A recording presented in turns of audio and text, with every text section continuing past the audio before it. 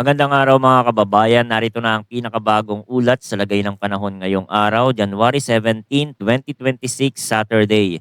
Patuloy na lumalakas si Bagyong Ada habang lumalapit sa kalupaan. Nakataas na din ang signal number 2 sa ilang lugar. At silipin din natin ang pagbabago sa kilos nito sa mga susunod na araw. Para naman lagi kang updated sa lagay ng panahon, i-click mo lang ang subscribe button. Sa kasalukuyan, si Tropical Storm Ada ay patuloy pang lumalakas habang nasa Philippine Sea sa silangan ng Bicol Region. Tinataya ang sentro nito sa humigit kumulang 120 kilometers east-northeast ng Katarman, Northern Samar. Sa ngayon, umaabot na sa maximum sustained winds na 85 kilometers per hour ang lakas ng hangin malapit sa sentro. May pagbugso hanggang 105 kilometers per hour at central pressure na 994 hectopascals. Kumikilos ito pa west-northwest sa bilis na 20 kilometers per hour at dahil malapad ang sirkulasyon, ang strong to gale force winds ay umaabot palabas hanggang 400 kilometers mula sa gitna. Dahil sa patuloy nitong paglakas, nakataas na ang Tropical Cyclone Wind Signal number 2 para sa mga lugar na mas malapit sa core at maaaring makaranas ng gale force winds sa loob ng 24 hours. Kabilang dito ang eastern portion ng Camarines Sur, Catanduanes, Albay, Sorsogon, Northern Samar, northern portion ng Eastern Samar at northeastern portion ng Samar. Ang inaasahang range ng hangin sa ilalim ng signal na ito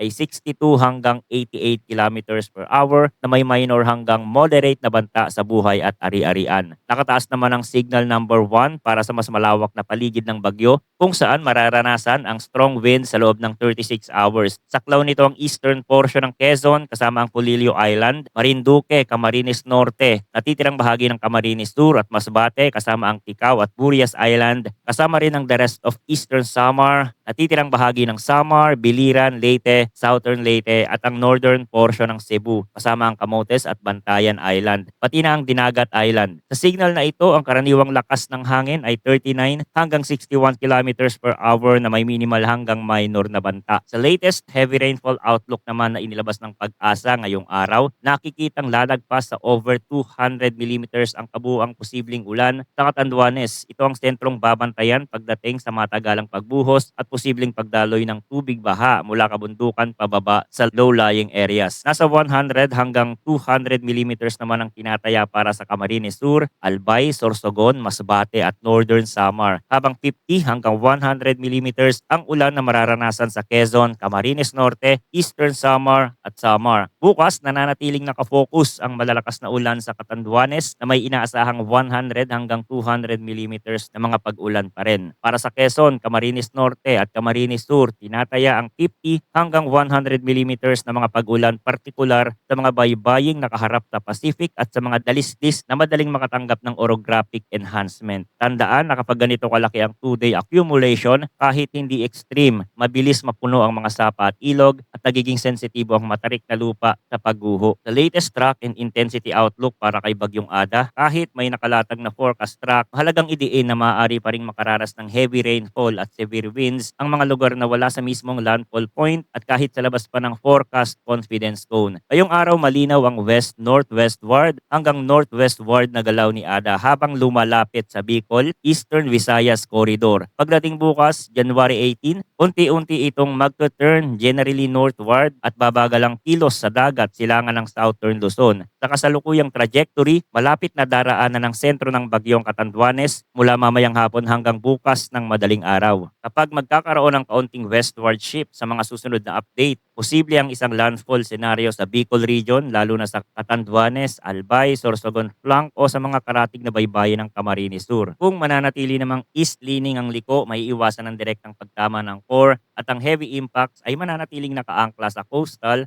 and highland rain bands. Sa intensity outlook, nananatiling tropical storm si Ada habang binabaybay ang dagat sa silangan ng Visayas at Southern Luzon. Dahil sapat pa ang init ng dagat at may mga oras na katamtaman lamang ang vertical wind shear. Hindi sinasara ang posibilidad na umangat ito sandali sa severe tropical storm intensity bago mahila at maantalan ng surge ng northeast monsoon. Pagsapit ng Tuesday, January 20, posibleng magsimulang humina ang sistema pabalik sa tropical depression habang nalalamigan ang environment, nahahati ang core convection at naaapektuhan ng mas malalakas na northeasterlies sa ibabaw at paligid nito. Ibig sabihin, ngayong araw hanggang bukas ang window para sa pinakamalalakas na buhos at bugso sa Pacific Slope. Kasunod ang unti-unting paglayo at paghina sa umpisa ng susunod na linggo kung magpapatuloy ang amihan surge. Hindi pa din natin inaalis ang posibilidad na umikot itong si Bagyong Ada pabalik at maglandfall sa may Eastern Visayas or Northern Mindanao. Ito ang ipinapakita sa forecast ng ibang mga weather model kaya hindi agad tayo dapat makampante at patuloy na tumutok sa mga susunod na updates dahil mabilis magbago ang galaw ng bagyo. Sa posibleng kasunod naman na bagyo sa 2-week window long range forecast natin, merong mabubuo galing sa silangan labas ng Philippine Area of Responsibility pero hindi pa malinaw ang track na tatahakin ito. Sa tropical cyclone threat potential ng pag-asa ang direksyon ay posibleng Caraga at Eastern Visayas ulit. Patuloy natin itong imo-monitor sa mga susunod na araw. Balik tayo kay Bagyong Ada sa 24-hour sea condition outlook. Aabot ng up to 5.5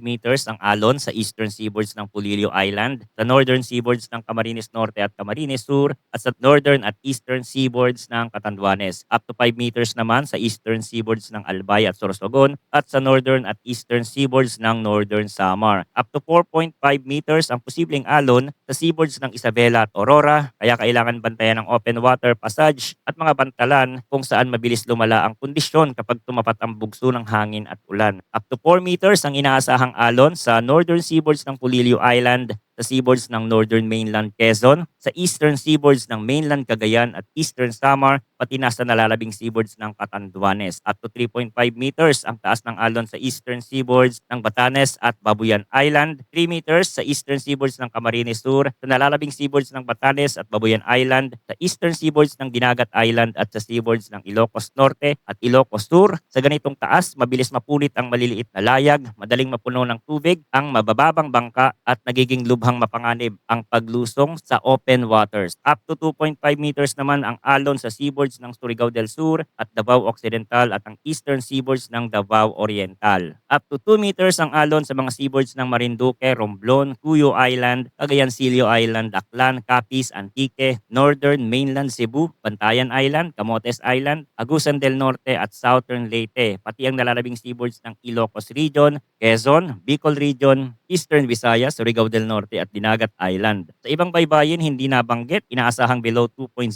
meters, subalit maaari pa ring maging rough ang dagat kapag sumabay ang malalakas na pag-ulan at local squalls mula sa mga kaulapang dumadaan. Manatiling nakatutok sa mga susunod na updates tungkol sa lagay ng panahon. Maraming salamat sa inyong panonood at patuloy po tayong mag-ingat.